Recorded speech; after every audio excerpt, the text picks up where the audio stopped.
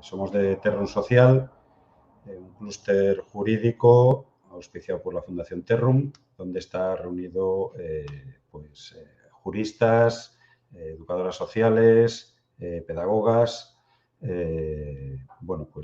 Somos un grupo de gente que intentamos plantear alternativas y una visión distinta en el mundo del derecho y en el mundo de la educación social. Bueno, decir también que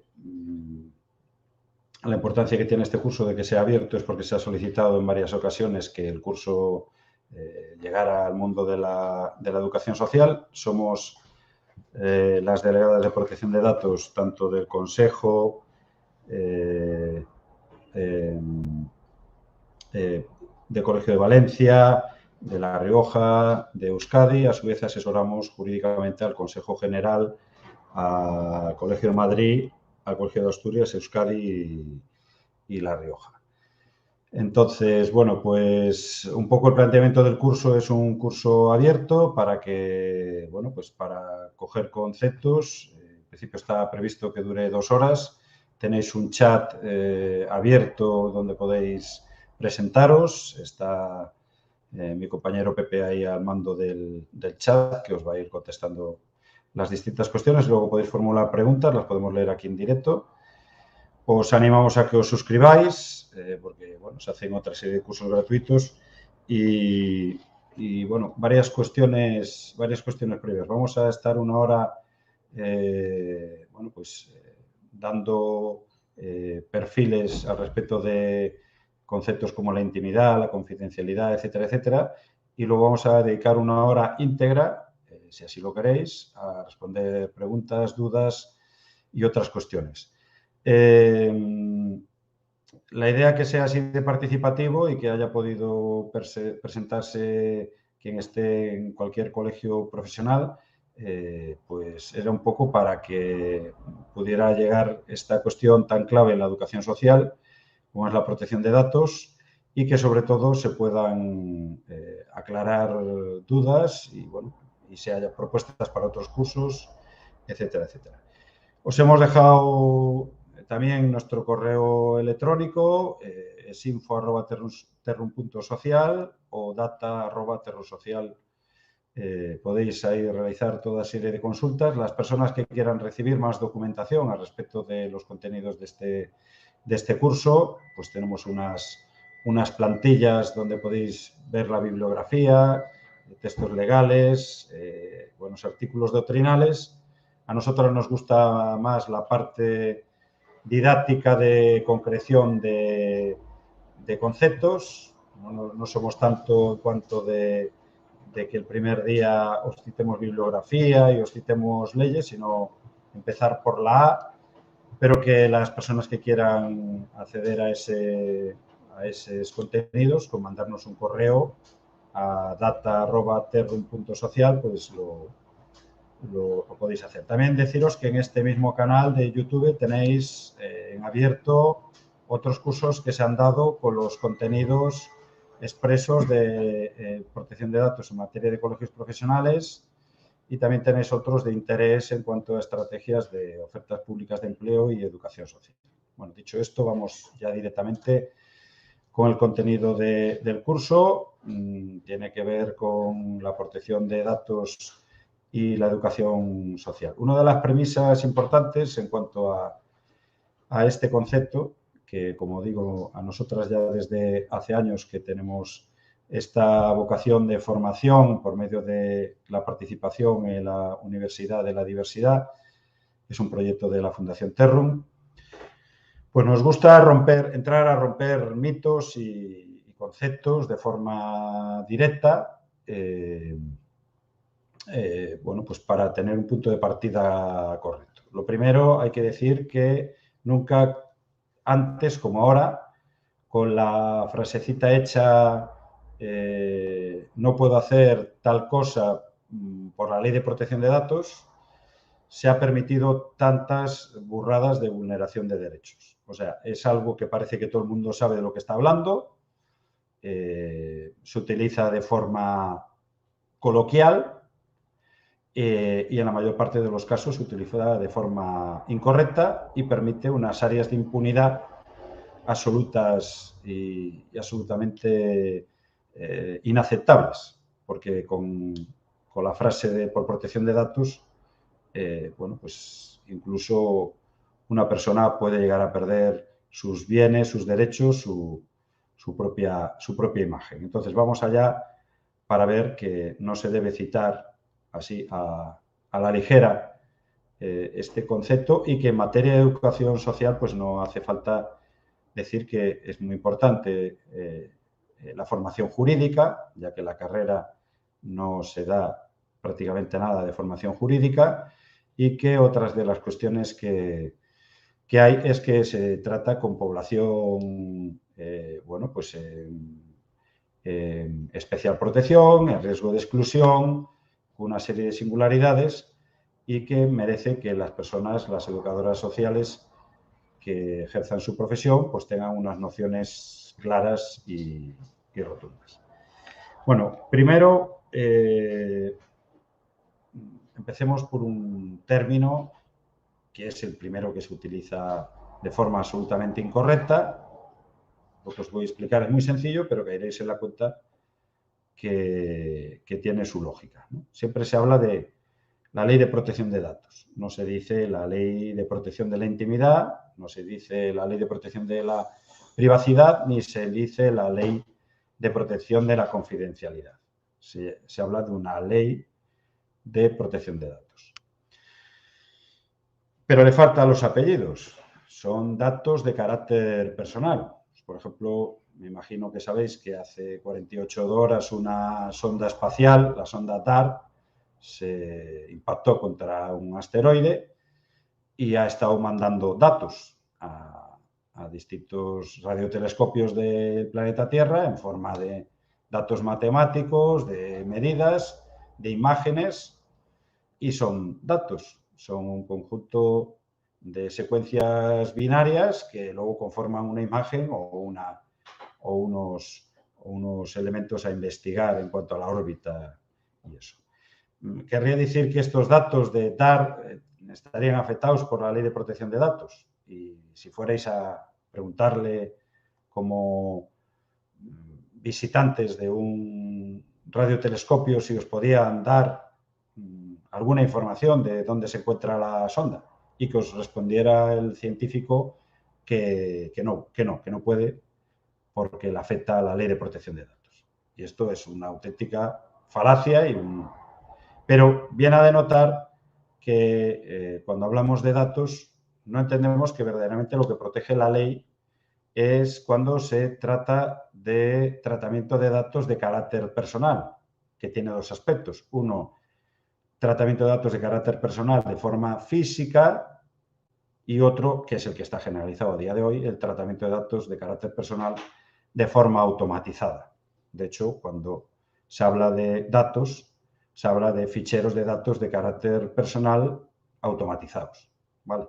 Entonces, esto es importante porque si seguimos rascando y buscamos en los apellidos de datos de carácter personal, los datos de carácter personal tienen que darnos información sobre la persona, si no estaríamos hablando de datos anónimos y por lo tanto no estaríamos bajo la protección de esta ley. Por ejemplo, si os apuntáis al maratón, la media maratón de Madrid y os toman la altura, el peso, el número de pie y si sois de un género o de otro o de un transgénero y os apuntan esos datos pero no se relacionan con vuestro DNI, con vuestro número de afiliado a un club de atletismo o vuestro nombre y apellidos, pues obviamente no puede decir la persona que está en la organización que no puede darle a la periodista los datos de cuál era el número de pie del que ganó el medio maratón o de la que lo ganó, porque son datos de carácter anónimo. Es igual que si preguntáis en una escuela cuántas personas han aprobado el curso y os dan un dato estadístico diferenciándolos por edades y que la directora o el director del centro os diga que no puede aportar esos datos porque están protegidos por la ley. No es cierto, no son datos de carácter personal. Los procesos de anonimato de los datos, de disociación de los datos, implica que estos no son de carácter personal. Por ejemplo, las encuestas, cuando estamos ante una encuesta, pues estamos dando datos a una encuesta anónima que tiene un perfil, y la definición de anónimo es que reinvirtiendo el proceso de los datos que se han aportado, si eres hombre o mujer, si vives en Santiago de Compostela, si estás trabajando o no, si eres estudiante o no, de ninguna de las maneras, retrotrayendo todos los datos a la inversa, se daría con el sujeto inicial.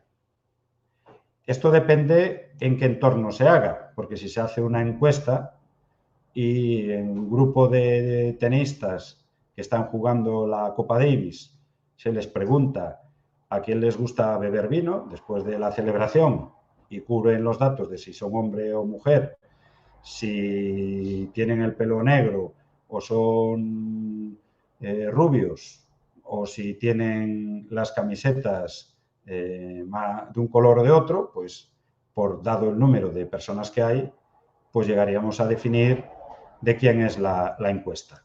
Entonces, el anonimato no es una regla absoluta, sigue esa regla de que de ninguna de las formas, invirtiendo los datos, el proceso del perfil de datos, se llegaría a la conclusión de quién es la persona que ha aportado esa identificación, ¿no? Entonces, bueno, pues eso es importante que tengamos presente que, digamos, las vocales de estas palabras que vamos a aprender hoy, pues serían los datos. Y que lo que nos interesa en cuanto a lo que hoy nos concierne aquí es que estos sean de carácter personal. Dentro de esta cuestión de los datos, también es importante, y esto sería como el final del curso, pero necesita una transversalidad para que lo entendáis,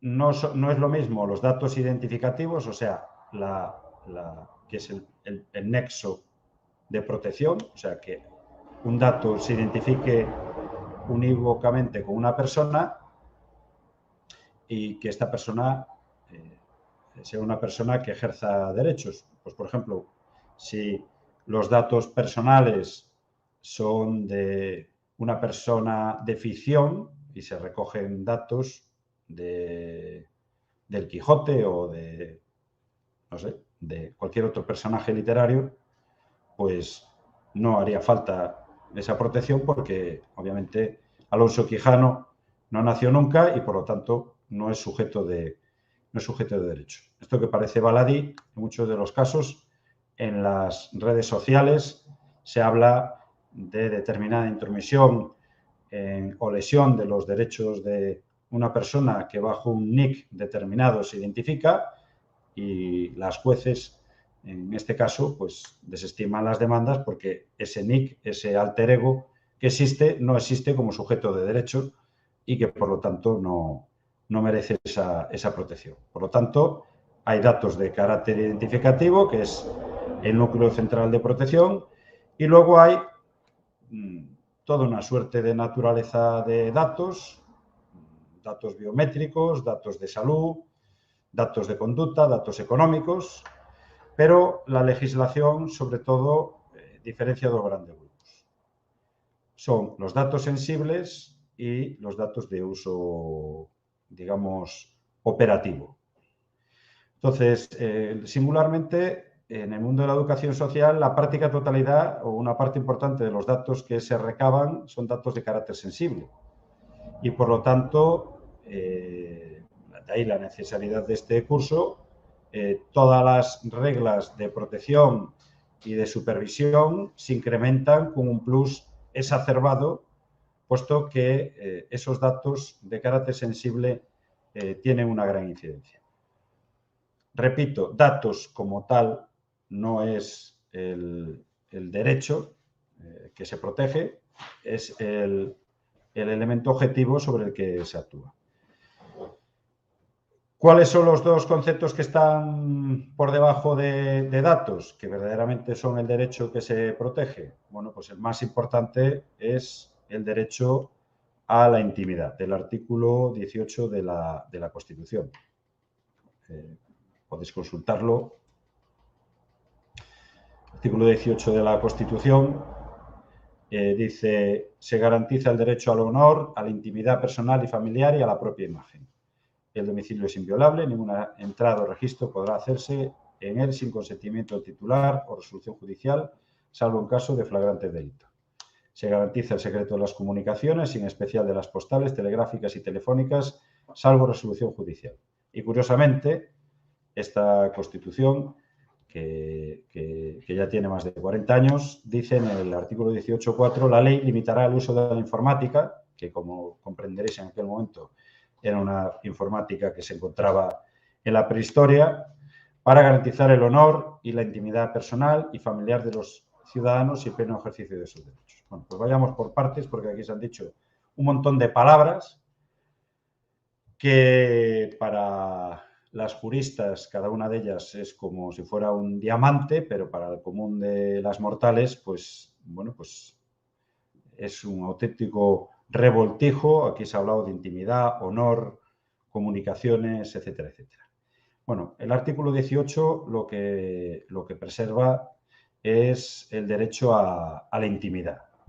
Ese es el resumen. La intimidad se define como esa esfera donde los y las ciudadanos y ciudadanas tienen depositados su núcleo de pensamiento, su núcleo de identidad, su núcleo de realidades que no pueden estar sometidas a desprotección sin el consentimiento de la persona. Esto parece un poco contradictorio, y si se escucha esta grabación dentro de 20 años, pues a lo mejor alguien tendrá que venir a cambiar este concepto de la Constitución, porque a día de hoy, con las redes sociales, parece que esto que se peleaba por parte de las ciudadanas americanas, que por cierto en el lenguaje anglosajón no se utiliza el concepto de intimidad, sino que se utiliza el concepto de privacidad, porque tienen una concepción. De hecho, fue la primera vez que se definió estos conceptos, fue en los Estados Unidos, y utilizaban, bueno, hay un concepto previo del Reino Unido. Obviamente el derecho americano está influenciado por la Revolución Francesa, pero sobre todo por los pensadores y pensadoras ingleses. La primera vez que, bueno, en los libros que podáis ver sobre protección de datos, veréis que la primera vez que se habla de este derecho, se habla del hombre en el castillo. Bueno, en aquel momento utilizaban la palabra, no, el hombre y la mujer, el hombre en el castillo. Por entender que de alguna forma, aunque estuviera la monarquía y aunque estuvieran los poderes, bueno, pues económicos, de alguna forma las personas y su esfera personal era un castillo. Eso desde la perspectiva anglosajona. Luego en los Estados Unidos, la frase sobre la que se construye toda esta construcción, bueno, un asterisco.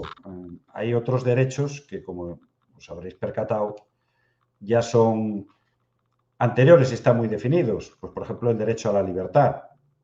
Pues ya, obviamente, aunque hay una Declaración Universal de Derechos del Ciudadano, pues obviamente el concepto desde la perspectiva del derecho natural, del derecho a la libertad, pues ya está muy definido. Como esto es como una digievolución de derechos, porque obviamente la intimidad estaría contemplada dentro de ese derecho a la libertad, bueno, pues en el derecho americano, curiosamente, en el artículo doctrinal que se escribió y luego una posterior sentencia, se habla del derecho a que me dejen en paz. O sea, es una expresión en positivo de que, digamos, el Estado ni otros poderes ni otros ciudadanos puedan entrar en esa esfera. Y por eso, en el derecho americano, se utiliza el concepto casi de más material de privacidad. Sin embargo, en el derecho europeo y en el derecho del Estado español se utiliza el concepto de intimidad como algo más vinculado al ser humano, no a la casa que lo rodea. Pero, sin embargo, se deja influenciar por este derecho americano. Os acabo de leer que el artículo 18 dice derecho a la intimidad personal y familiar, dando a entender que tiene su vinculación a ese grupo humano y luego una descripción claramente anglosajona es el domicilio es inviolable. Curiosamente, el domicilio no deja de ser aparentemente un espacio físico, pero en realidad es un espacio conceptual igual que el de los americanos. Bueno, esta cuestión tan engorrosa es para que entendáis que verdaderamente la palabra que importa en este curso es la intimidad y si estuviéramos en Estados Unidos sería la privacidad. Decía que si esto se graba, o sea que está, bueno, obviamente va a estar grabado, pero si lo vemos dentro de 20 años, decir que ahora mismo a lo mejor había que someter a revisión este concepto de intimidad, porque se está produciendo una doble transformación. Intimidad a día de hoy, con el uso de las redes sociales, la presencia de cámaras, micrófonos en todas las esferas de nuestra vida, tanto en la pública como en la privada, la transmisión de momentos íntimos a todo un grupo humano, pues a la hora de comer, en TikTok alguien yéndose a dormir, enseñando cómo son sus armarios, cómo son, por no citar otro tipo de escatologías, pues da la sensación de que aquello que parecía que era muy importante, tanto pues en ese movimiento del siglo XIX como a finales del siglo XX de protección del ciudadano frente al Estado, frente a las instituciones, frente a los poderes y a otros ciudadanos, pues ahora da la sensación de que la voz de guerra es quiero que mi intimidad se propague y quiero que mi intimidad se conozca, ¿no? Pero hay que entender que para que algo sea íntimo, alguien lo tiene que definir como su intimidad. O sea, tiene que considerarse por la propia persona, desde sus conocimientos, como algo íntimo. Por eso, cuando veis los programas de televisión de supervivientes o, bueno, ya sabéis, los reality shows, y se producen transmisiones de imágenes o cosas que les afecten, pues habréis conocido en alguna ocasión que los juzgados pues no le conceden el amparo señalando de que esa persona es una persona pública y que ha sometido su intimidad al mercadeo colectivo y que por lo tanto esa esfera que se está mostrando pues no tiene la mínima protección que la que tiene un ciudadano que anónimamente se mueve en ese contexto. Esto me recuerda de cuando en las primeras emisiones de Gran Hermano, pues se empezaron a emitir toda una serie de doctrina al respecto de si las imágenes que se habían grabadas, pues luego, pues si afectaban a ese derecho, si por parte de los productores de programa tenían que hacerles advertencia. Y se lo hacía con carácter previo, con un contrato diciendo que esa persona pues estaba declinando sus derechos de intimidad. Eso por un lado. Y por otro lado, la seguridad. O sea, los estados cada vez más, por cuestiones estratégicas, por cuestiones de control, pues están, digamos, incidiendo muchísimo en lo que es la intimidad de las personas, pudiendo colarse hasta los extremos más recónditos. Estos días ha salido una jurisprudencia respecto de la instalación de cámaras de vigilancia en los vestuarios de las grandes empresas, si era lícito o no, qué cosas se podían grabar y qué cosas no, cuál era la motivación, los controles biométricos al respecto de la, pues de la movilidad, de fronteras, de las propias empresas, controles de por parte de fluctuaciones económicas que realizan los bancos, las compañías aseguradoras, etcétera, que de alguna manera proliferan en este contexto porque hay esa tendencia a desnaturalizar la intimidad de las personas y que da la sensación de que aquella persona que busca su intimidad es una rara avis. Pues, por ejemplo, en las escuelas estos días le dan a los padres un documento de si está de acuerdo en el uso o no de las imágenes suyas para ponerlos en el Facebook del colegio, etcétera, etcétera. Aquel padre o madre que manifieste su oposición, incluso se ha llegado a dar el dislate de suspender alguna actuación pública o lo que sea, porque parecía que entraba en colisión el derecho de muchos padres y madres a grabar una actuación por parte de que había un padre o una madre que no quería que fueran grabados. Pero digamos que está abonado ese concepto de que se dan bastantes datos, rompemos bastante esa esfera de la intimidad, no la valoramos lo suficiente porque parece ser que sociológicamente es importante mostrar esos intersticios. Por otro lado, las empresas y las actuaciones corporativas cada vez necesitan más esa cuestión. Indicaros, por ejemplo, que hay una trazabilidad en cuanto al uso del Drive de Google y de que los propios robots son quienes de entrar en vuestras nubes y al día siguiente os aparezca un anuncio de algo que está vinculado con lo que tenéis guardado en Drive y hay una respuesta no acorde con esas vulneraciones de derechos. Bueno, no sé si se está produciendo alguna pregunta. Acordaros que tenemos reservada esa hora para realizarlas. Intimidad, esfera. Es como Son Goku, es como una esfera de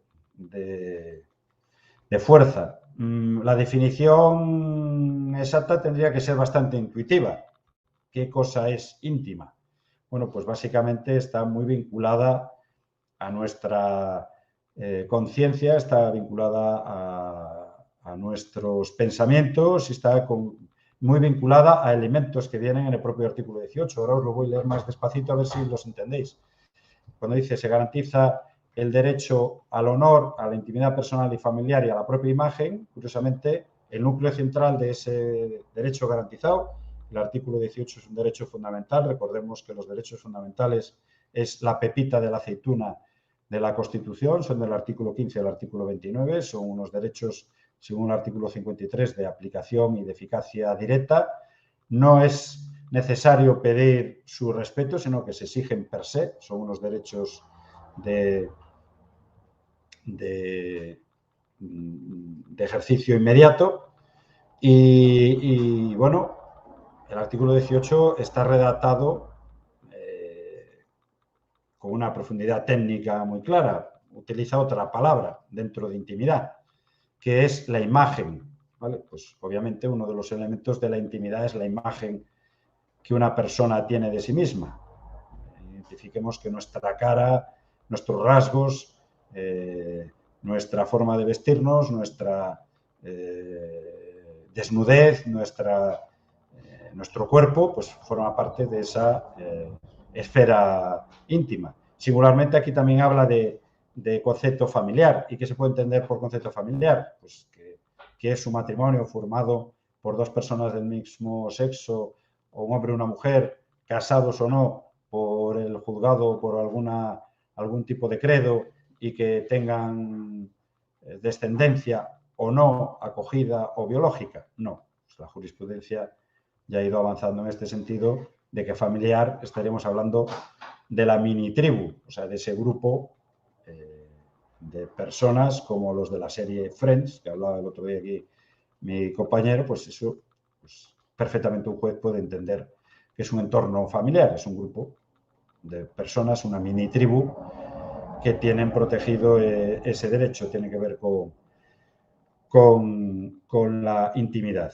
Y también hay otro elemento que no es sinónimo ni forma parte de la esfera, sino que es un elemento exterior, es el derecho al honor, que bueno, tenemos una imagen un poco trasnochada de lo que es el derecho al honor. Parece que, bueno, solo escuchamos hablar de él en las películas de la Edad Media, que juraban por su honor y morían por el honor. Pero el honor está muy vinculado, pues, con la identidad y con la definición que tiene el resto de personas que rodean al individuo respecto de sus capacidades, de su pasado y de sus actitudes. Entonces, bueno, pues sin más, intimidad es la palabra que nos interesa. Si en un procedimiento alguien tiene dudas para definir intimidad, pues empezamos mal, porque la intimidad debería ser bastante intuitiva. Obviamente, no es lo mismo, según los usos y costumbres, pues si en algunos países es costumbre que todas las personas usen un baño público para bañarse desnudas, pues a lo mejor culturalmente el concepto de intimidad no es lo mismo que si es un país nórdico donde hay una distancia social. Pero con los usos y costumbres de cada sitio y con nuestra propia cultura y nuestros marcos ideológicos, debería ser bastante fácil entender lo que es la intimidad y sobre todo en la esfera en la que trabajáis con personas bueno, pues que se encuentran desprotegidas. En una celda que tiene que ser vigilada, en una cárcel, en virtud de la Ley Orgánica General Penitenciaria, el baño debería ser íntimo, debería ser. No debería ser lo mismo un baño que una cama para dormir. El sueño puede ser vigilado por una cámara y es un aspecto íntimo. Pues sí, es un poco menos íntimo que la realización de nuestras necesidades primarias, pero el sueño también es una necesidad primaria. Nuestras cartas dirigidas a nuestros seres queridos es íntima. Sí, pero también puede poner en peligro la seguridad del centro, pero en realidad en esas cartas se refleja nuestra más profunda identidad como ser humano, que identifica nuestras desventajas, nuestras ambiciones, nuestras reflexiones y todo eso. Entonces, bueno, pues repito, la intimidad tiene que ser un concepto en el contexto y que sobre todo tiene que ser muy intuitivo.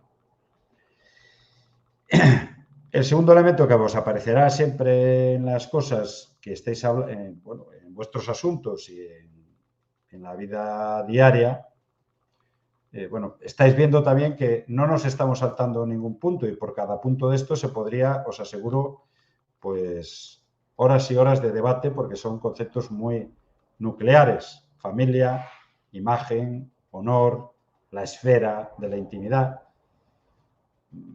Con todo el respeto a las cuestiones religiosas, pues sería muy distinto examinar el concepto de intimidad de un convento de clausura pues de una familia extensiva de que vivan 4 familias en un piso y compartan todos los espacios. Obviamente son conceptos distintos.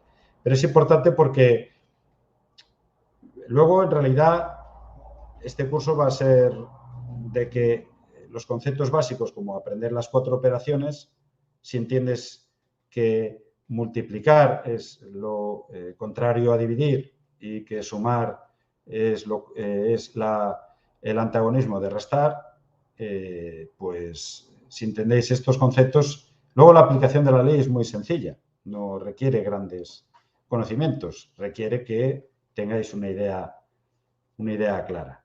Bueno, pues el otro elemento fundamental es la confidencialidad.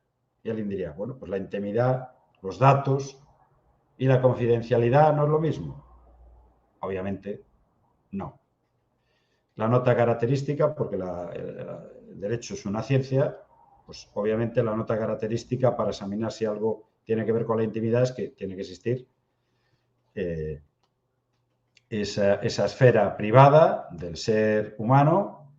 Es un derecho intransferible, o sea, cada ciudadano tiene su propia intimidad los derechos se ejercen de forma individual, no se estaría atacando a una colectividad, sino que se estaría atacando a cada una de esas individualidades.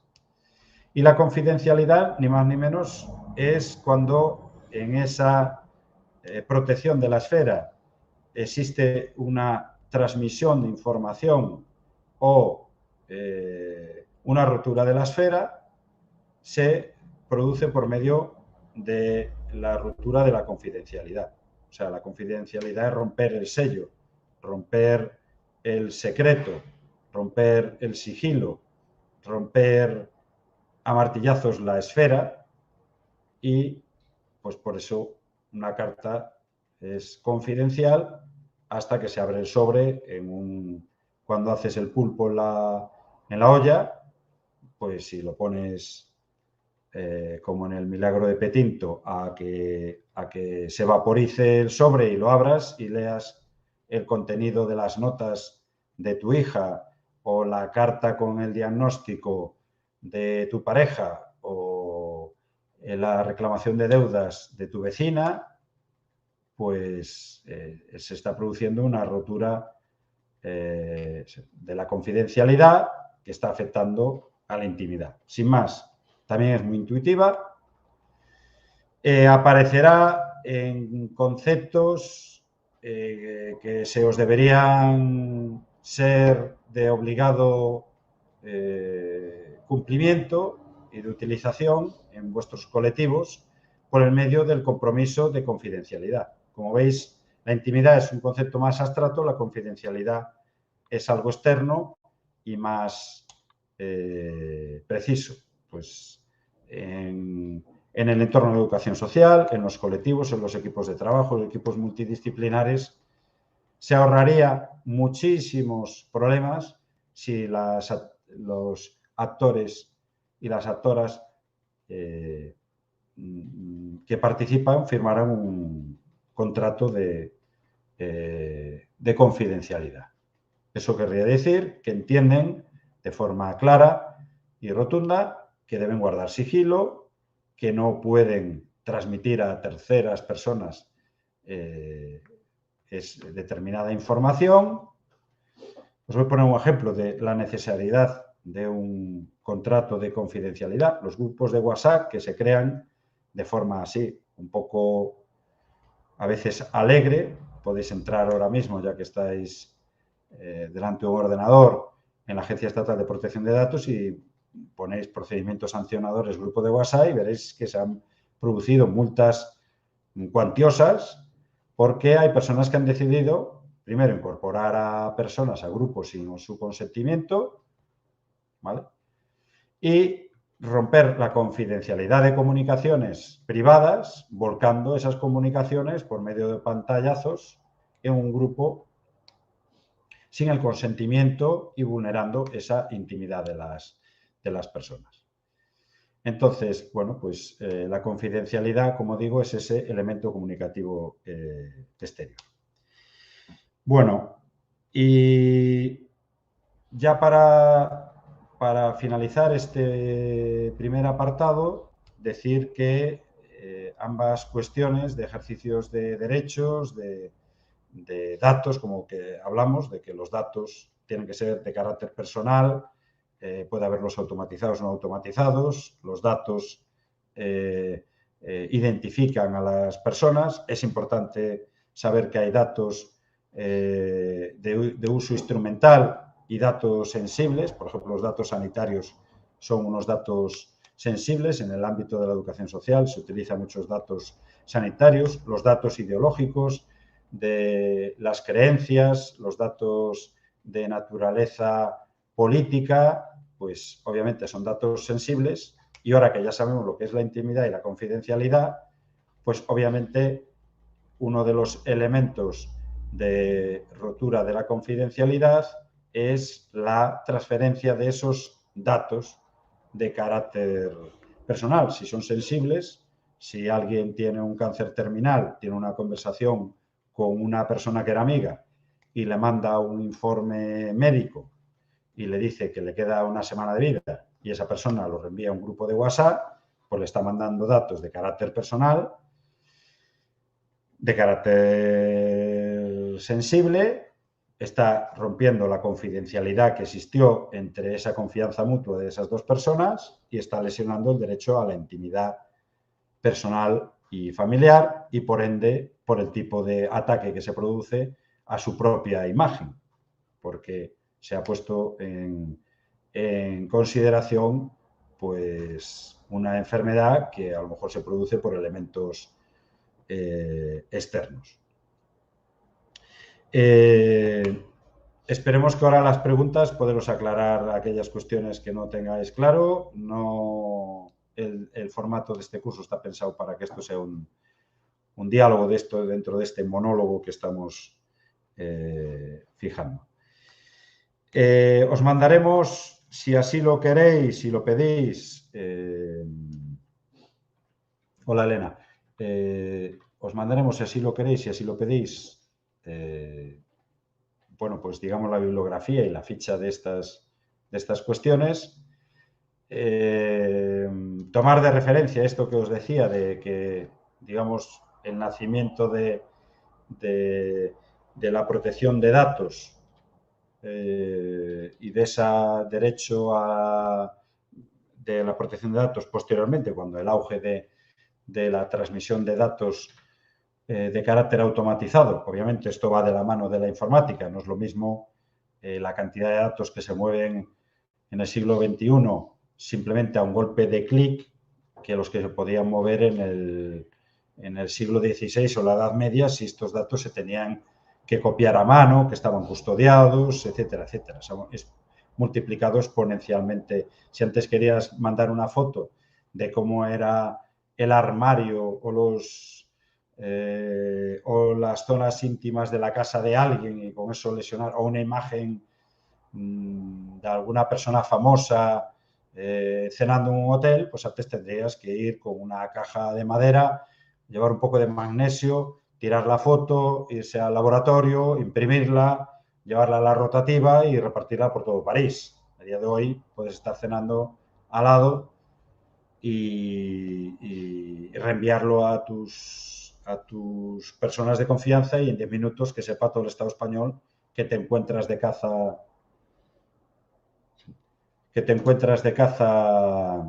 de elefantes en el continente africano sin que lo sepa el gobierno. Bueno, pues digo que esa ley de protección de datos, que anteriormente eran las leyes de carácter civil y jurisprudencia. A ver, tenemos una pregunta. ¿Qué ocurre con la transferencia de datos de carácter personal entre profesionales que intervienen con un mismo usuario? ¿Debe firmar algo la persona? Vale, creo que eres la persona que, bueno, creo que tenemos varias dudas que remitiste por correo electrónico. Bueno, primero, en términos de conocimientos técnicos y para depurar el lenguaje, en el mundo jurídico es interesante hablar con propiedad. Lo importante no es la firma, o sea, se habla de consentimiento de un documento, o sea, firmar es que estás de acuerdo, pero en realidad lo correcto sería decir si debería existir algún documento. Bueno, en principio no, y sí, y me explico. En principio no, si se trata de profesionales que trabajan en el sector público, que a su vez tienen una delegada de protección de datos que está obligada por ley a determinar cuáles son los flujos de datos entre las distintas profesionales y que tiene que existir un organigrama e incluso una jerarquía y unos reglamentos de seguridad y unos canales para la transferencia de esos datos. No es una cuestión de estar pidiendo consentimiento en cada caso.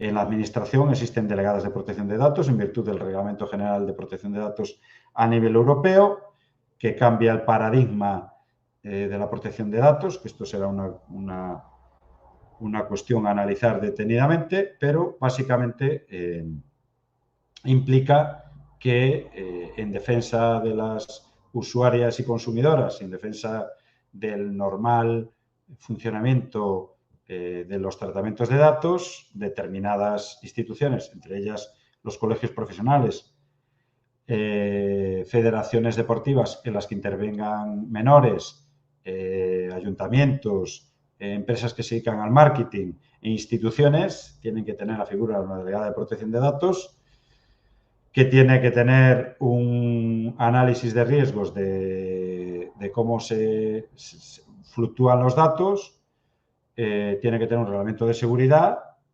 y que tiene que tener una política de privacidad, y ahí se determina pues la necesidad de obtención de esos datos, cuándo caducan, si se pueden ceder a terceros, en qué soportes pueden estar. Y yo insisto a que precisamente primero intentéis identificar, si trabajáis en alguna administración pública, quién es la delegada de protección de datos, porque esta os facilitará, como mínimo, digamos, el primer escalón, para que os hagáis una idea, sería la política de privacidad, que en realidad indicaría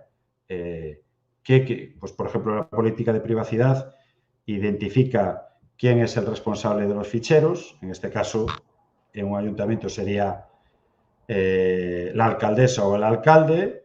Si se producen cesiones, administración, sector privado. Obviamente, no es que sean de distintos sectores, son de distinta naturaleza. O sea, la administración... Pero acabo primero con esta cuestión. O sea, en la política de privacidad, sobre todo, se habla de la legitimación. O sea, esto lo hablaremos más detenidamente, pero los datos, una mala costumbre que tenemos al sur de Europa es que recogemos datos como coleccionamos ellos. O sea, los datos solo se pueden recoger, primero, si hay una legitimación, o sea, para algo, perdón, si existe una... voy a poner un ejemplo. Cuando dimos el curso para los colegios profesionales respecto al tratamiento de los datos, la legitimación del colegio profesional es la ley de creación del colegio y, por lo tanto, necesita coger los datos de vuestra cuenta corriente y vuestro nombre y apellidos para poder colegiaros. Y se os colegia en virtud de que vuestra profesión se ejerce si estáis colegiadas. En el colegio de abogadas, pues están legitimadas en virtud del Estatuto de la Abogacía, y por eso tienen mis datos, y mis datos son de carácter público. Podéis entrar en la ventanilla única, ponéis colegiada 6494 de Colegio de Abogadas de Coruña, aparecerá mi nombre, mis apellidos, mi correo electrónico, incluso la dirección del despacho profesional. Pero porque existe una legitimación. Entonces, en esa política de privacidad que tienen las delegadas de protección de datos, que es una obligación de cada administración tenerla, os determinarán qué legislación les legitima. ¿Cuál es el objeto de la recogida de datos?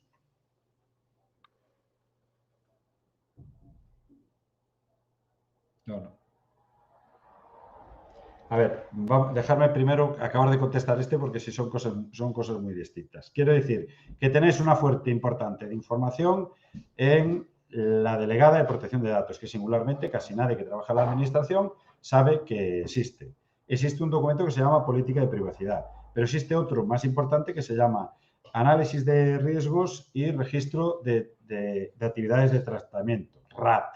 Ahí en el registro de actividades de tratamiento y en el análisis de riesgo se identifican, por ejemplo, los ficheros, que los ficheros serían los cubos donde metemos las piedras, que serían los datos. Entonces, se identifica, pues un colegio profesional tiene de ficheros, pues tiene un fichero de colegiadas, tendrá otro fichero de candidaturas al colegio, tendrá otro fichero de procedimientos sancionadores, ¿vale? Pues cada piedra de esas es un fichero. Y contestando a la primera pregunta, vamos de atrás para... Sí, vamos por la primera. En ese análisis de riesgo y en ese registro de actividades de tratamiento se determina si se puede producir la transferencia de datos. Porque la transferencia de datos entre profesionales es una cesión de datos. Y en algunos casos, pues por ejemplo en Terrus Social, no tenemos previsto la cesión de datos, con lo cual si hoy os pidiera los datos y pidiera vuestro consentimiento, vais a la política de privacidad, de paso que me estáis escuchando, que la imagen tampoco es tan importante, entrar en Terrun Social y veréis que tenemos una política de privacidad. Se establece quién es el responsable, el patronato, qué ficheros tenemos, estos, y particularmente nosotros argumentamos que nosotros no vamos a proceder a la cesión a ninguna otra entidad. Hay otras entidades que con vuestros datos se los pasan a otra fundación para hacer un curso o venderos un curso o lo que sea. Nosotros no tenemos previsto esa cesión. La administración, si tiene que haber una cesión de datos, una transferencia, tiene que venir reflejada ahí.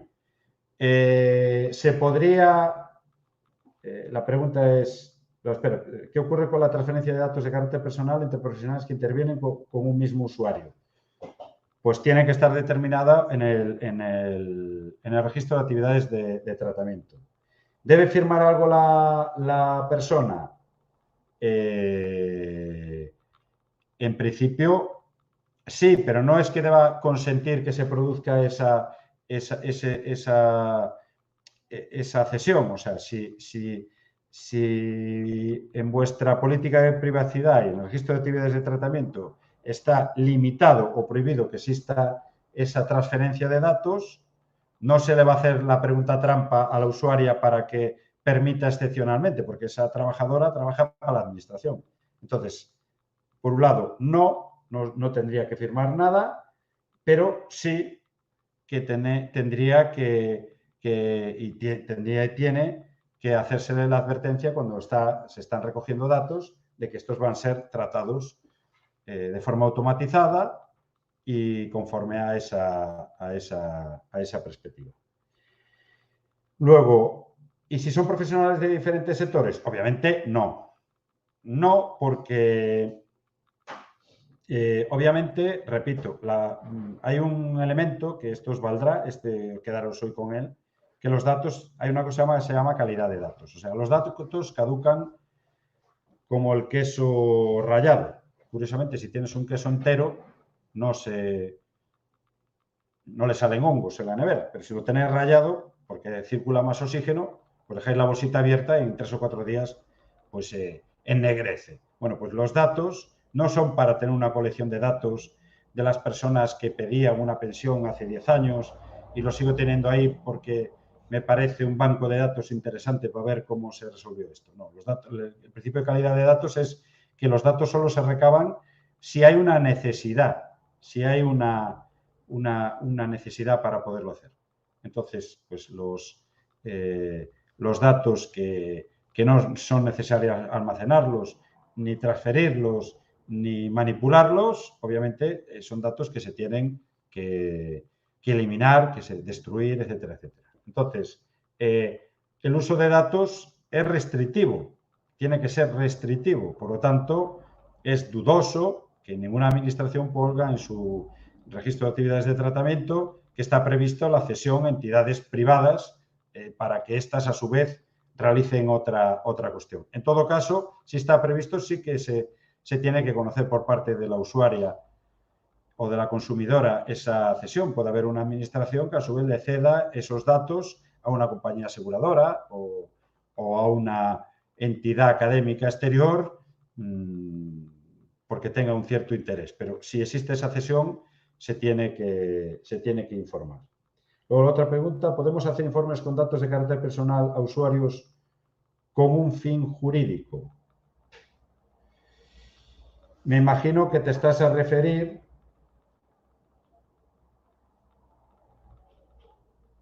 Vale, espera un segundo, vamos a ver. Es decir, para aportar en un juicio, tienen en cuenta que suelen ser casos de divorcios en los que hay dos progenitores y solo uno de ellos es el que nos lo pide. Vamos a ver, podéis realizar un informe sobre lo que conocéis, pero no se puede realizar un informe prospeccionando datos que no conocéis o que formen parte de la esfera personal. Por ejemplo, si tenéis que realizar un informe respecto al objeto del informe, si es un divorcio, no sería necesario que interviniera una educadora social. Me imagino que será por la afinidad de la parentalidad en casos de custodia, alimentos, etcétera, etcétera, que forma parte del convenio regulador de un divorcio, porque los divorcios son objetivos, no hace falta argumentar ninguna causa subjetiva para la resolución de esa relación.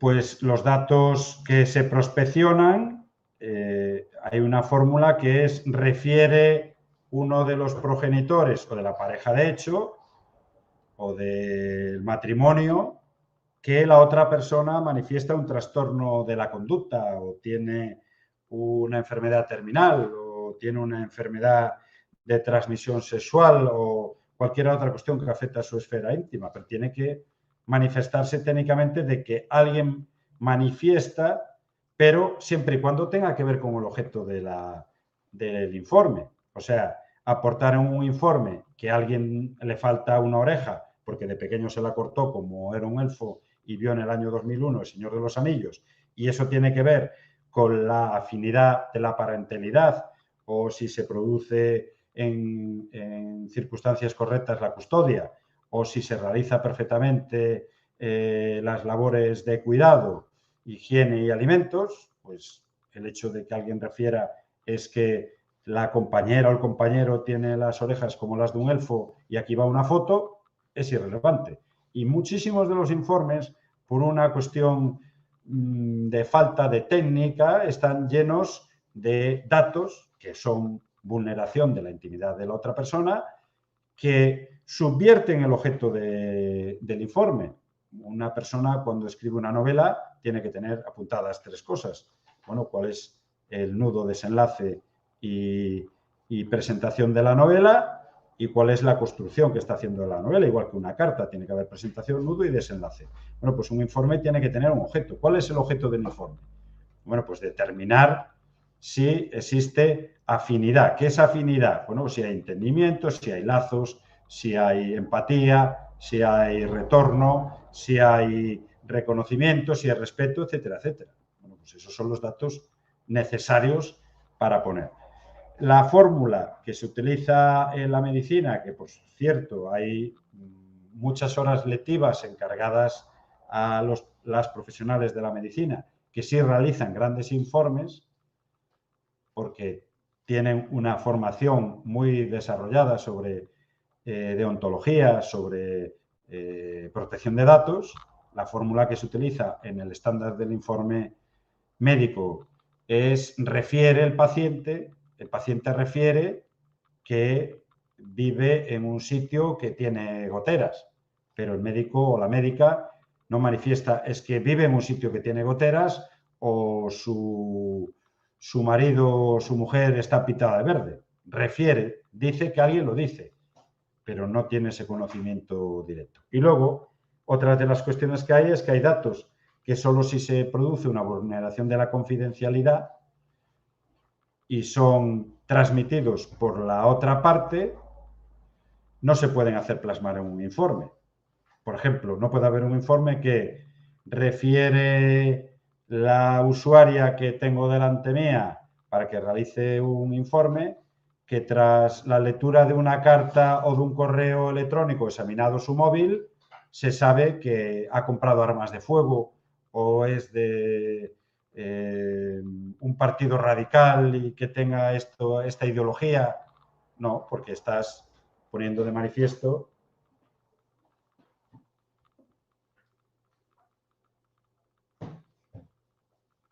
En el caso de la pregunta Leticia, por si sirve, esta información debe ser pedida de forma judicial. No es bueno, digo vamos por partes. Quiero decir que en un informe a este respecto, pues obviamente se tiene que informar sobre una circunstancia y tiene que ir incardinado sobre el objeto. Tiene que ver con lo que dicen los compañeros de asesoramiento a peritos. En el caso de la pregunta de Leticia, por si sirve, esta información debe ser pedida de forma judicial, no privada. Es correcto y no es correcto. Como bien sabéis, compañeros y compañeras, hay informes periciales de parte, informes insaculatos, que son por designación por designación judicial. Obviamente, cuando una jueza o un juez pide que se determine determinado elemento, en principio el interés general de protección del menor se encuentra por encima de determinadas esferas, pero no de todas, de la protección de la intimidad. Incluso a veces puede ser impugnado por la parte contraria. Por ejemplo, si una jueza pidiera que se determinara, imaginemos un caso esperpéntico, ¿no? Que la discusión sea que hay un hombre que es de La Rioja o una...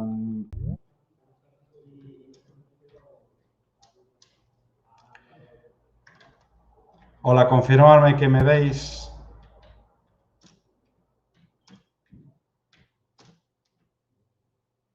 Sí, ahora ya estás otra vez. Hola, disculpar, es que YouTube en este caso estaba programado para la hora inicial primera y entonces procede a hacer el corte para que pueda estar en 2 módulos y se pueda manejar mejor. Confirmadme que me veis. Sí, vale. Bien, vamos a ver. Repito, es importante información, no generalizar, ¿vale? La idea es que no hay una receta. Lo que tenéis que entender es, obviamente, si queréis, esto ya sería vincularlo más al procedimiento judicial, o sea, una jueza puede estar pidiendo que se determine pericialmente una serie de elementos y en esos elementos la profesional que sea designada judicialmente o aquella perito que sea designado como perito de parte, responder a aquellas cuestiones que le plantea la autoridad judicial. También se puede oponer por una objeción de conciencia entendiendo que se está lesionando el derecho a la intimidad, pues por ejemplo, del otro progenitor y que eso sea elevado a la siguiente instancia. Pues estaba intentando poner un ejemplo así con una cierta lisonja de, pues eso, imaginaos que para determinar dónde se establece la custodia de un niño o una niña y que el objeto de discusión entre los progenitores fuera que pertenece a un grupo poblacional como Euskadi y la otra parte se refiriera a que pertenece a un grupo poblacional de fuera de Euskadi, singularmente este tipo de pleitos ya se han dado, pues imaginaros que la autoridad judicial determinara que se le realizara un análisis sanguíneo y la determinación de si esa persona forma parte del grupo étnico de un lado o del otro. Bueno, pues la parte contraria podía oponerse a la realización de esa prueba, entendiendo que vulnera su derecho a la intimidad, al honor y a la propia imagen.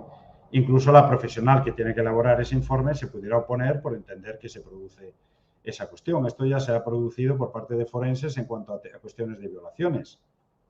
Ya que a pesar de existir un orden judicial de que se determinada circunstancia, pues hay pues un derecho de guardar secreto y sigilo que impide pues meterse en esas esferas. O sea, repito, la casuística puede ser inmensa y, bueno, quedaros con la circunstancia de que son conceptos, o sea, los datos que no vienen a cuenta, por decirlo coloquialmente, mejor que no aparezcan. Tristemente, es una metodología que se utiliza en el ámbito social, con profusión de datos. Os incardino de nuevo a que os miréis los protocolos de elaboración de informes por parte de las profesionales de la medicina o de la psicología. En muchos casos, en el mundo de lo social, se meten datos como como si fuera un cuadro del Bosco y estar poniendo detalles del fondo. Con una buena intención para ver si de esa manera se entiende más su contexto, pero sin percatarse de que pues posiblemente se estén aportando datos vulnerando derechos a otras cosas. Seguimos. ¿Se puede solicitar información de un menor para valorar una situación de riesgo, por ejemplo, en centro escolar, si se tiene indicios de riesgo, aunque no firmen o autoricen ambos padres la coordinación? No. Vuelvo a repetir. Bueno, a mí me gustaría que pudierais hacer primero preguntas genéricas sobre los conceptos, si los entendéis o no. Si entendéis, por ejemplo, qué es un derecho fundamental. Por ejemplo, no sé si sabéis que el derecho a la salud no es un derecho fundamental. El derecho a la vida sí. El derecho a la intimidad sí es un derecho fundamental. Si entendéis cuál es la prelación entre un derecho y otro, por ejemplo, el derecho al trabajo no es un derecho fundamental. Por lo tanto, ¿qué tiene que prevalecer? ¿El derecho a la libre empresa o el derecho a la intimidad, que es un derecho fundamental? ¿Entendéis íntimamente qué significa confidencialidad? Si la diferenciáis perfectamente en vuestra sinapsis, que eso tiene que ver de una forma distinta a la intimidad. ¿Hasta dónde definiríais vosotros intimidad? ¿Qué supondría para vosotras y vosotros intimidad? ¿Vuestro cuerpo, vuestra casa, vuestra habitación? ¿Estaban tan mal enfocados las primeras personas que manifestaron que la intimidad es que era una persona en su castillo? ¿Cuál es el castillo que tenemos a día de hoy con las redes sociales colándose en los 4 rincones de nuestra casa, en los cumpleaños, en las celebraciones, en todo lo que se hace? Nos quiero ni recordar los miles de millones de WhatsApps, de mensajerías, de TikTok, que a día de hoy en los procesos de familia se hacen los volcados, de grupos, de páginas de Facebook. Es un auténtico fiesta sin final de lesión de la intimidad. Ahora, pregunta sobre casuística, pues es que cualquier consultor, esto es para aclarar conceptos. Ya os manifiesto que no, porque se vuelve de nuevo a utilizar. Yo os pediría, que me gustaría que hubiera esa interacción, que de verdad hay poca formación en el ámbito de la educación social y hay que utilizar los términos perfectos, así como se habla en un lenguaje inclusivo, pues volvemos de nuevo a encontrar la palabra firmar, aunque no firmen. O sea, las personas que dan su aquiescencia hacen algo más que firmar. De hecho, ahora, antes de contestaros esta pregunta, os voy a dar la última parte, 5 minutos, y ya luego sí ya lo dejamos todo abierto a las preguntas. Toda esta reforma, o sea, toda esta evolución, desde el siglo XVIII al siglo XXI, que empezó despacito y que acabó en nuestras leyes con el artículo, incrustándose en el artículo 18.4, que las leyes desarrollarán el uso de la informática, el derecho a la intimidad, a la propia imagen y al honor, pues en el Estado español se han ido traduciendo esto en la creación de varias leyes orgánicas. Otra cuestión de formación. ¿Por qué es una ley orgánica? Pues una ley orgánica es aquella que desarrolla un derecho fundamental. La ley orgánica de educación es porque desarrolla el derecho fundamental a la educación. Pero, por ejemplo, la seguridad social no es una ley orgánica, es una ley que regula la seguridad social. El Estatuto de las Trabajadoras no es una ley orgánica. Bueno, pues hay una ley orgánica de protección de datos que empieza a evolucionar desde el 92 de forma muy tímida hasta que ahora mismo, y esto sí que afecta a esa cuestión que estáis planteando y que es un cambio de paradigma, a la aprobación por parte de la Unión Europea del Reglamento General de Protección de Datos. Bueno, un detalle para que sepáis en estas cuestiones jurídicas que es distinto una ley orgánica a una ley y dentro de la ley a un reglamento. La ley orgánica es aquella que se tiene que aprobar con mayorías cualificadas, desarrolla derechos fundamentales. Una ley ordinaria se aprueba por mayorías simples, desarrolla elementos muy básicos. La propia ley ordinaria puede ser auspiciada por el gobierno, o sea, con delegación de ley. La ley, el texto refundido de la Ley General de la Seguridad Social es un texto auspiciado por el gobierno en una refundición de normas que estaban dispersas. También lo puede aprobar el Parlamento. Bueno, los reglamentos lo aprueba el Ejecutivo. Las leyes no se pueden impugnar ante el Tribunal Constitucional quitando la Fiscalía General del Estado, un número determinado de diputadas o el defensor o la defensora del pueblo o la presidencia del gobierno. Pero singularmente los reglamentos sí. Vale. Bueno, pues curiosamente en nuestro nombre jurídico en el Estado español, la ley es la que no se puede impugnar porque forma parte de la soberanía popular, porque dimana de las Cortes, y el reglamento sí se puede impugnar porque dimana del Poder Ejecutivo. Bueno, pues a nivel europeo tenemos la directiva y el reglamento. Singularmente, la directiva no obliga al Estado lo obliga a hacer una transposición de la directiva.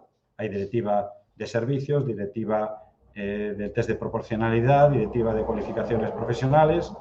Hay directivas cientos de miles, pero la que tiene un efecto ejecutivo directo, curiosamente, se le llama al revés que en el Estado español, se llama reglamento. O sea, para que os hagáis una idea, tecláis en Internet, Reglamento General de Protección de Datos 679, y es un reglamento que tiene eficacia directa y es de obligado cumplimiento por todos los Estados miembros. Bueno, pues singularmente, al aprobarse este reglamento, se crean tres paradigmas. Primero, se crea la figura de la delegada de protección de datos, basado en el principio de compliance officer, o sea que una jurista externa a una administración, a una entidad o una empresa determina cómo se tiene que cumplir la norma antes de que se proceda a incumplirla, o sea, es, digamos, una ley preventiva para darle garantías a los usuarios y consumidores y consumidoras. O sea, se crea la figura de la delegada de protección de datos, se crean otra serie de derechos que anteriormente no estaban, como el olvido, porque inicialmente pues había derechos de acceso, de rectificación, pero bueno, se han ido desarrollando gracias a los movimientos sociales e ideológicos de que pues, un derecho es el del olvido. Y el otro tercer paradigma, que esto es importantísimo, es que de esa figura de consentimiento tácito que tenían las usuarias y consumidoras, recordaros que si antes participabais en un concurso por una taza de Nescafé y se os ocurría mandar por el sueldo o la taza 20 etiquetas, abajo había un asterisco que nadie era capaz de leerlo, que ponía que a partir de que das tu consentimiento tácito de que Nescafé se lo ceda a Nestlé y esto es a Pan Rico para concursos, promociones y no sé qué, y luego pues te llegaban cartas y te llegaban promociones o lo que sea. Y que si querías que se te borrara, eras tú la persona que tenía que hacer el ejercicio de acceder, rectificar, cancelar, etcétera, etcétera. O sea, que el consentimiento tácito, o sea, si no hacías nada más, estabas consintiendo tácitamente a que tus datos fueran como los espectros de los 9 señores del Señor de los Anillos. Con este reglamento cambia el paradigma y se pide el consentimiento expreso. O sea, por eso en donde habláis de firmen, cuando a partir de este reglamento se hable de tratamiento de datos, tiene que estar, primero, informada la persona de las políticas de privacidad. Tiene que estar informada de cuál es el uso y destino de sus datos. Tiene que estar informada de ante quién puede ejercer los derechos de acceso, rectificación, cancelación, oposición y olvido. O sea, lo que se llama derechos ARCO. Y dejar bien claro, en letra grande, que al dar su consentimiento por medio de una firma, da su consentimiento expreso. Me refiero a que en términos jurídicos está muy mal visto decir es que me firmó el contrato. En términos ya antiguos es presentado y exhibido el contrato, leído públicamente y aclarado cada uno de sus puntos, la parte contratante firma. Para eso se firman los contratos previa lectura.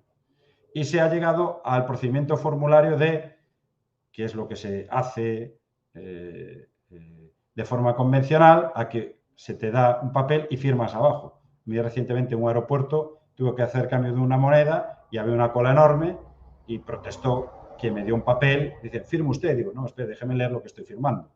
¿Vale? Entonces, primera cuestión de que tiene que existir consentimiento informado. Y luego, ya yendo ya os queda claro que la legislación actual es artículo 18 versus Reglamento General de Protección de Datos 679 de la Unión Europea, traducido a nuestro lenguaje legislativo por la Ley 3/2018, que es la Ley Orgánica de Protección de Datos. A la pregunta que hacías de si se puede solicitar información de un menor para valorar una situación de riesgo, pues no. Aunque no firmen o autoricen ambos padres. Es que depende, pues por ejemplo, la Fiscalía sí podía, pero tiene que existir un indicio. Es que depende del contexto. ¿Qué riesgo? ¿Cuál es el objeto? ¿Quién está actuando? Voy a intentarlo volver a leer, a ver si lo entiendo. Se pueden solicitar información de un menor para valorar una situación de riesgo. Por ejemplo, al centro escolar. Si se tienen indicios de riesgo. No. No, eso lo puede hacer la Fiscalía. O sea, una persona no se puede erigir en guardiana de los derechos de nadie, porque hay una cuestión que se llama, hay dos tipos de presunciones en derecho que son muy interesantes, se llama la presunción juris et de jure y juris tantum. La presunción juris et de jure, el ejemplo manido que se utiliza en las facultades de derecho, es que todos los seres humanos nacemos de una mujer. Es una presunción juris et de jure, no admite prueba en contra, es algo.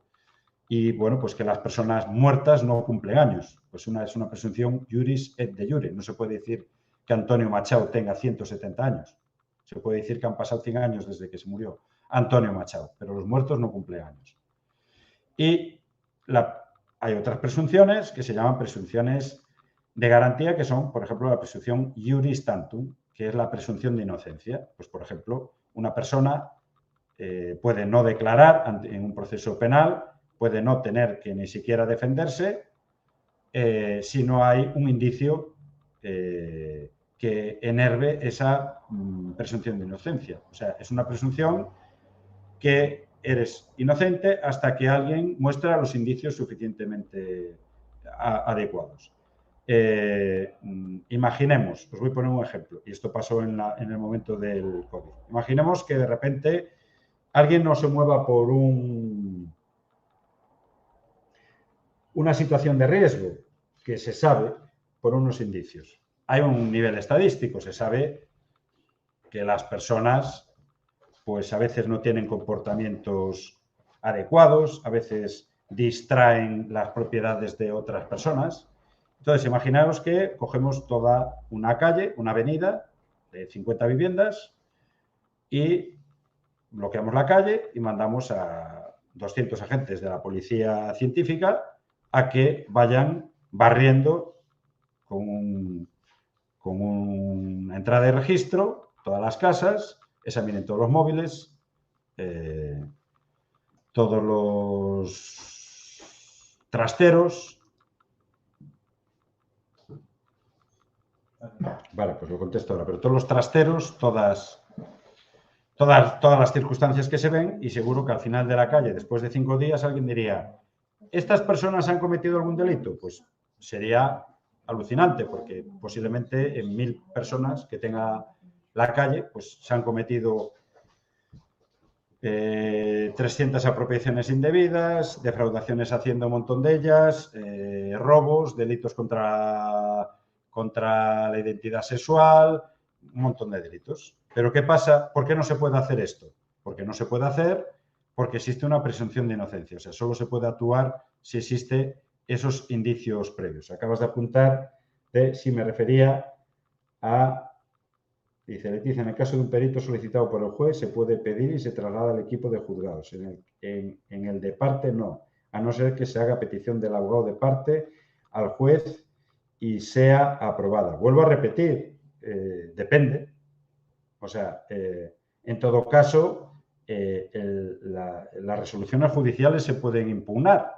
Y entonces puede haber una resolución judicial que un perito determine que está vulnerando el derecho de una tercera persona. Pues imaginemos que hay una jueza que determina que se diga cuál es la religión del padre. Y hay un perito que manifiesta todos los datos, pero entiende que esa resolución judicial se toma así. Pero bueno, en último caso, para dejarlo claro, no es lo mismo un informe judicial a instancias del juzgado que un informe pericial de parte. De hecho, a la hora de valoración de la prueba no tiene nada que ver el uno con el otro. Dice, sí me refería a los servicios sociales municipales, pero como solo dejan 200 palabras no podía escribir bien la pregunta. Lo siento si ha dado lugar a error. No como personas, sino como servicios sociales. Sí nos solicita la Fiscalía o el área de protección, información y valoración de un caso concreto. Vale, obviamente, si la Fiscalía solicita la valoración de un caso concreto, se puede pedir información al centro, pero lo correcto técnicamente es pedirle a la Fiscalía que solicite esos datos al centro. Y con los datos que obtenga la Fiscalía, los informes periciales se basan en el examen de unas circunstancias, no en una prospección. No son informes de investigadores privados.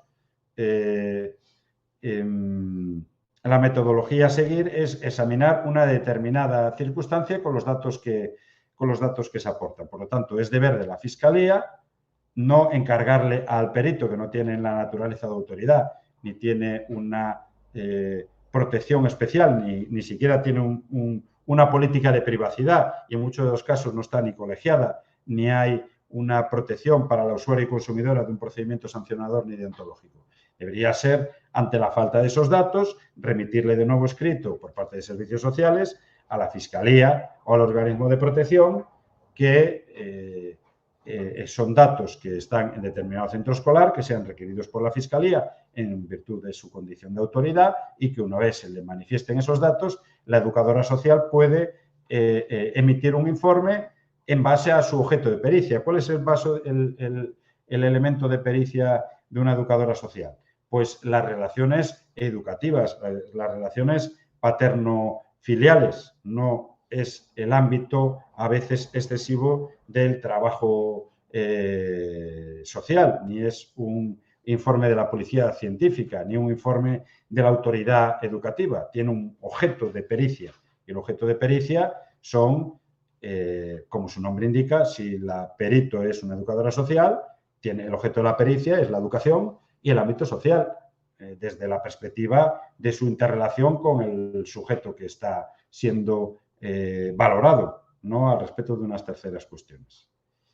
Y ahora sí ya os dejamos, si tenéis alguna pregunta, si no, dejaríamos la sesión para mañana.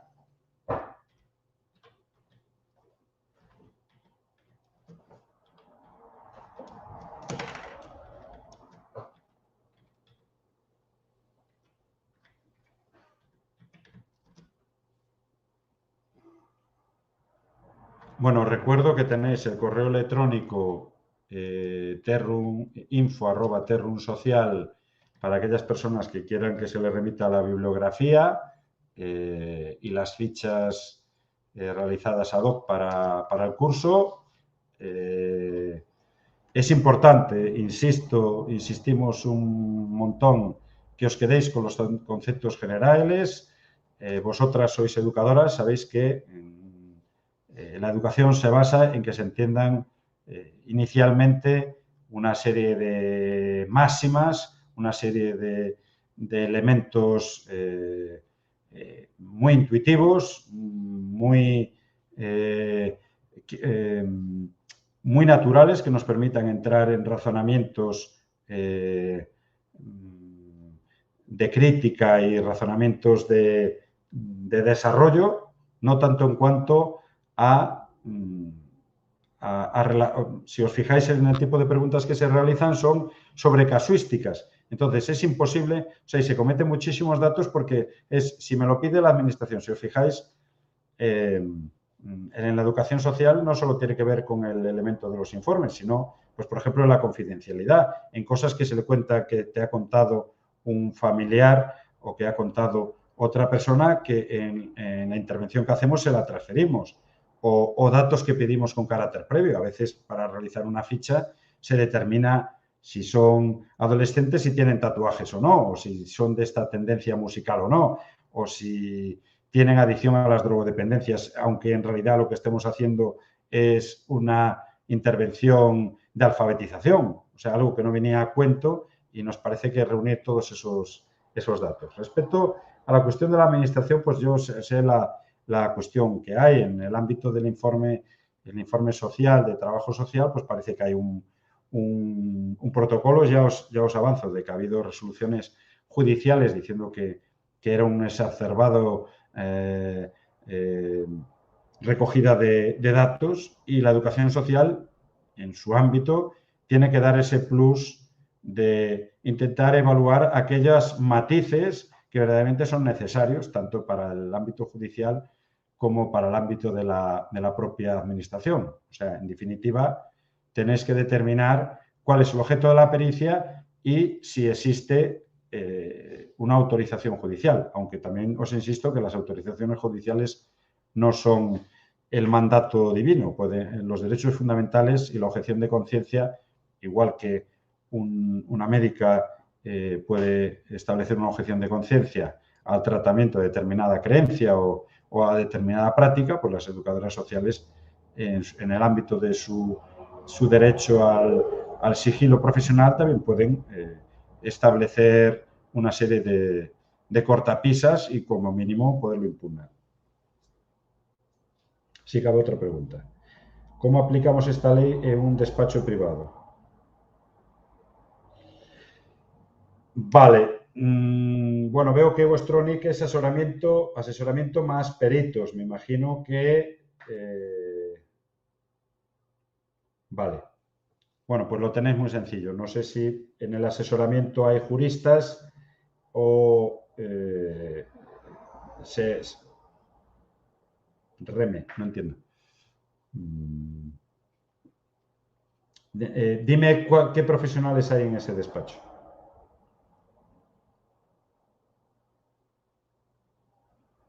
¿Y cuál es la naturaleza jurídica? Si es una sociedad limitada, una fundación, una sociedad profesional, una cooperativa.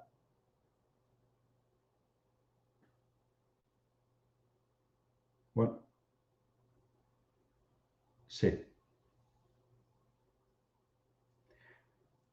Bueno, todas las entidades están obligadas, según la Ley de Protección de Datos, a establecer, si interaccionan en el mundo virtual, una... A ver.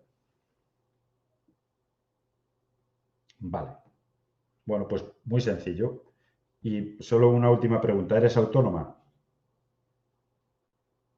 ¿O tienes una sociedad profesional?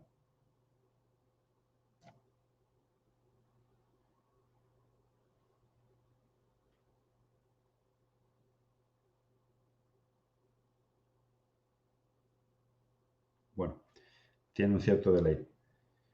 Vale, y en ello estoy. Vale, pues básicamente, bueno, imagino que serás autónoma.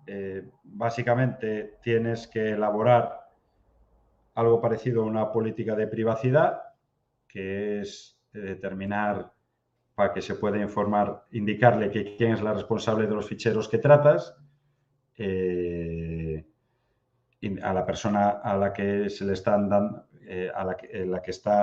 se está realizando ese tratamiento de datos, y básicamente en la ficha que se curva de recogida de datos inicial se le tiene que dar informar del consentimiento expreso del tratamiento de sus datos. Hay que indicarle que tienes una política de privacidad que indica si esos datos se ceden a terceros, qué medidas de seguridad se utilizan. Pues necesitas que se haga pues esa valoración de tus flujos de datos, y va a ser bastante posible que necesites una delegada de protección de datos. En cuanto a otro mecanismo, es que, aparte de esa recogida de datos, cuando se obtienen, pues simplemente a cada actuación que se realiza, pues si se requiere un informe, pues pedir el consentimiento expreso de la persona para tratamiento de sus datos.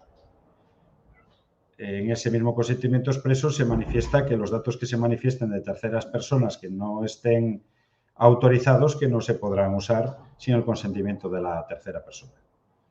O sea, no se basa tanto en cuanto de que una persona diga un montón de cosas de otra y que sea ella la responsable, y sino que hay que hacerla responsable a esa persona de esos datos. No sé si quedó aclarado. Comenta, bueno, desde el punto de vista de la protección de datos, ¿existen diferencias cuando estos se relacionan con personas menores o mayores de edad? Sí, son datos sensibles.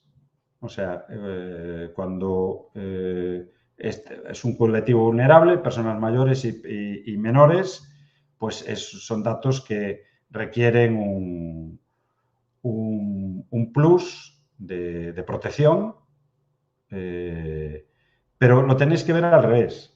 O sea,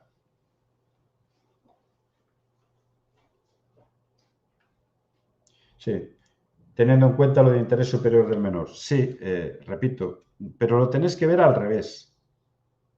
Vamos a ver, una cosa es que el interés del menor sea un estatus que pone en segundo plano los intereses de los padres, pone los intereses de o sea, es por la Declaración de los Derechos de los Niños y las Niñas, los menores son un sujeto de protección jurídica especial. Entonces, el interés del menor determina que se realicen determinadas cuestiones en su interés general porque afecta al interés general. Otra cuestión es que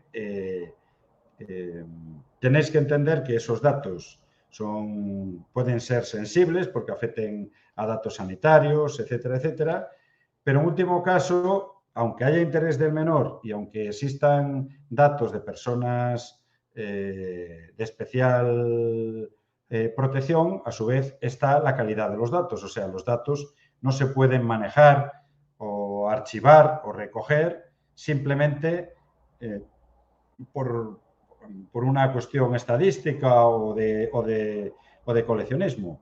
Pongo un ejemplo. Imaginemos que el objeto de la pericia sea determinar si una madre y un hijo que hablan distintos idiomas se pueden entender. Y de repente se saca a colación pues que los progenitores son de religión luterana o han estado en la cárcel años atrás. Es muy importante que el objeto de la pericia, que los datos que se aportan a ese objeto de la pericia sean veraces, sean contrastables, sean obtenidos para cumplir ese objeto superior, pero que no sean obiter dicta, o sea, que no se aporten por el hecho de adornar el fondo de ese objeto de pericia.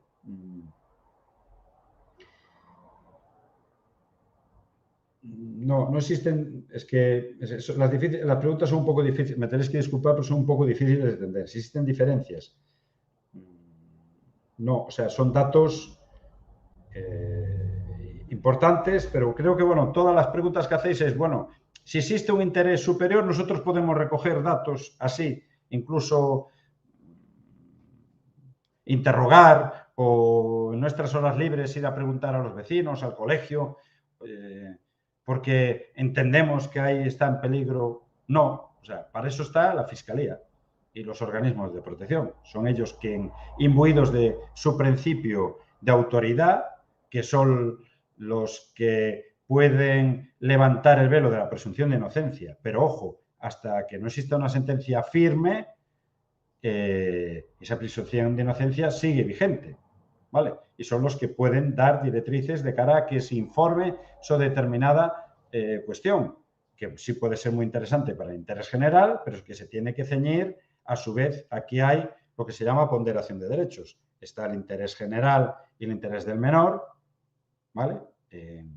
Puede haber algo grave como un maltrato, agresión sexual, y por otro lado está los derechos fundamentales de esta persona. Pues está saliendo a la luz con esta cuestión de la investigación del Defensor del Pueblo, pues la actuación de determinadas personas adscritas a determinadas religiones con determinadas prácticas en determinados momentos. Y si leéis la prensa, pues hay unas descripciones, incluso a veces salen algunas fotos de campamentos de verano, etcétera, etcétera.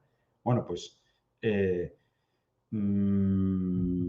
imaginaros que una de las fotos es esa persona, pues a su vez el día de su boda, y que saliera la cara de su compañera en aquel momento, de su madre y de sus hermanos. Bueno, pues eso sería vulnerar su intimidad, por mucha cuestionable que pueda ser su actividad al respecto de lo denunciado al respecto de estos menores.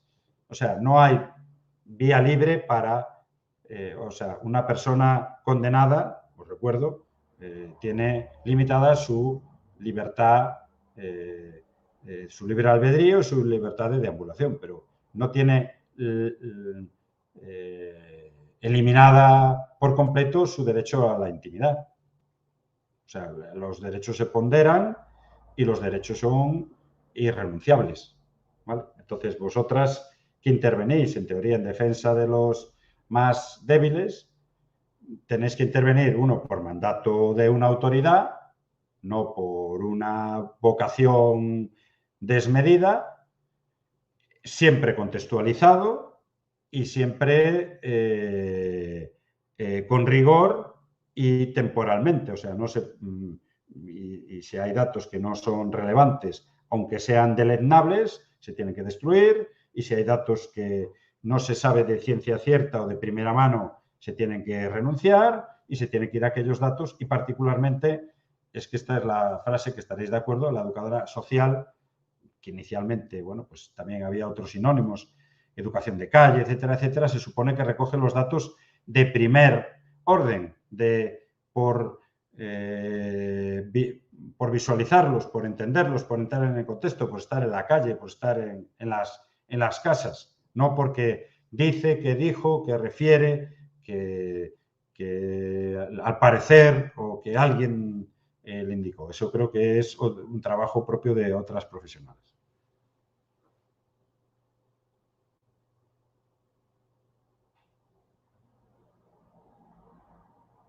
Sí, tiene una especial protección, pero todas las ciudadanas son sujeto de protección jurisdiccional. No existe...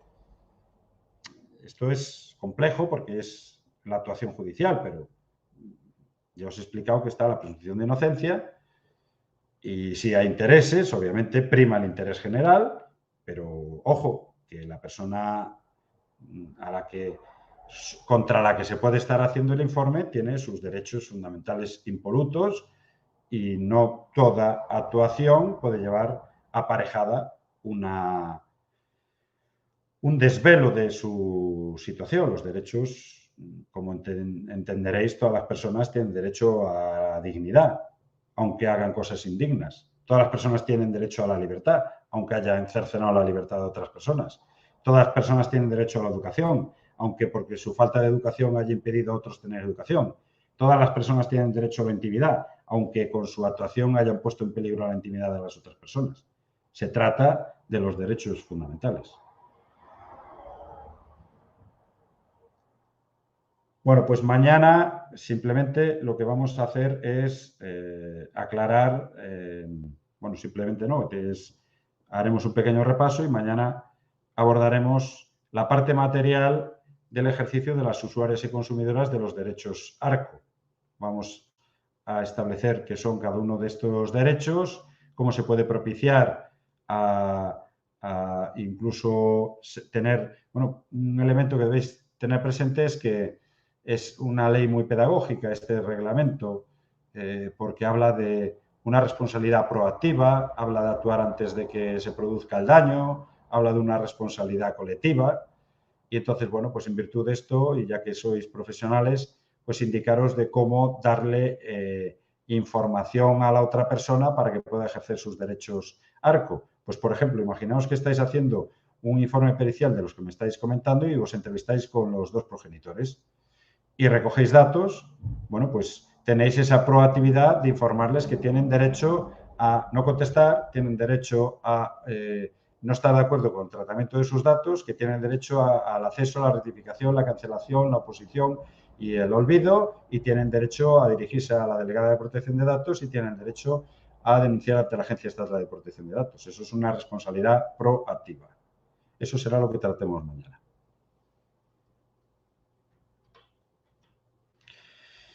Y si no hay nada más, nos gustaría, bueno, pues despedirnos, indicaros que nos hagáis algún comentario, que os suscribáis, alguna aportación, alguna cuestión que os apetezca que modifiquemos. Si queréis mañana, bueno, y si recibimos algunos comentarios al respecto, mañana, si queréis, podemos hacer el curso en base a lo que les suelen llamar en los cursos las diapositivas, o preferís que sea así estilo debate, nosotros os lo hemos dejado abierto. Si necesitáis más una base escrita, pues podemos hacer las diapositivas, y si necesitáis más debate, pues sería media hora de iniciación y el resto de debate. Nada más, hasta mañana, que vaya bien, un saludo desde Galicia.